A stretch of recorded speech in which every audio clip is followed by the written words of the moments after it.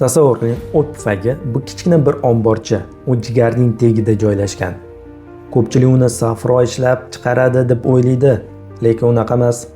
Safroni jigar tayyorlaydi. O't pufagi esa uni shunchaki yig'ib beradi. U qanday ishlaydi? Siz ovqat yeguningizgacha o't pufagi safroni yig'ib, uni kuchli va quyuq holatga keltirib turadi. Siz somsa yoki boshqa mazali, yog'li ovqat yeyishingiz bilan u darrov ishlaydi. Birinchidan pufak qisqaradi, ikkinchidan ichakka safro qo'yiladi va uchinchidan safro yog'larni parchalaydi. Xuddi idish yuvadigan gel kabi.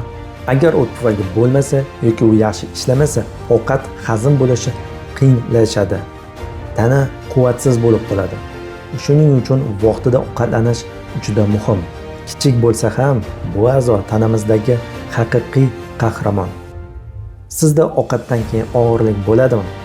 O't pufangiz qanaqa ishlayotganini bilmoqchi bo'lsangiz, o'zi tekshiruvdan o'tishni tavsiya qilaman. Qabulga yozilish uchun izohlarda plus qoldiring yoki dirектga yozing.